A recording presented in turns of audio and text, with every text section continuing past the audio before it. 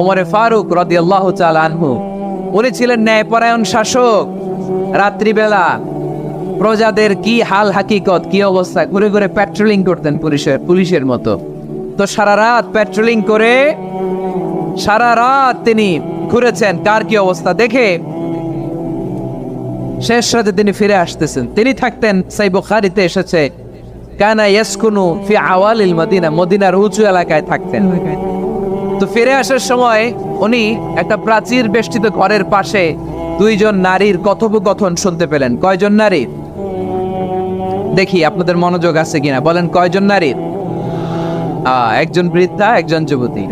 উনি কান লাগিয়ে শুনতে পাচ্ছেন। বৃদ্ধা মা, ওমর ফারুক কাউকে দেখতে পাচ্ছেন না, শুনতে পাচ্ছেন। বৃদ্ধা মা তার যুবতী মেয়েকে বলে, এই তাড়াতাড়ি ওটের দুধ দহন করে ওটের দুধের সাথে পানি মিশাও, তাইলে কালকে বাজারে মদিনায় বেশি দামে বিক্রি করা যাবে, লাভ হবে অনেক।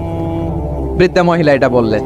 যুবতী মেয়ে উত্তরে বলে, মা আপনি জানেন না আমিরুল মুমিনিন খলিফাতুল মুসলিমিন ওমরে ফারুক দুধে পানি মিশানোকে দণ্ডনীয় অপরাধ বলে ঘোষণা দিয়েছে, জানেন না? এবার বৃদ্ধা মহিলা বলে, আরে পাগলি, এই ভোর রাতে আমিরুল মুমিনিন ওমরে ফারুক আসবে কোত্থেকে? উনি আসবে কোত্থেকে? ওনার পাইক পেয়াদা সিকিউরিটি আসবে কোত্থেকে? কেউ দেখবে না। আরে কেউ দেখবে না, তাড়াতাড়ি দুধের সাথে পানি মেশাও। এই কথা যখন মা বলেছে, যুবতী মেয়েটা চমৎকার একটা উত্তর দিয়েছে। তিনি বলেছিলেন, ইয়া উম্মি, ও আমার মা, লাউলা রাআ উমর লা রাআ রব্বু উমর। ও আমার প্রিয়তমা মা, আপনি ঠিকই বলেছেন, গভীর রাতে ওটের দুধে পানি মিশালে ওমর দেখবে না, কিন্তু মা খেয়াল রাখবেন, ওমর যদি নাও দেখে, ওমরের রব কিন্তু দেখে। চিল্লায় বলেন ঠিক কিনা? দিস ইজ কল্ড তাকওয়া। লাউলা রাআ উমরু লা রাআ রব্বু উমর। ওমর দেখে না, কিন্তু ওমরের রব দেখে। চিল্লায় বলেন ঠিক কিনা?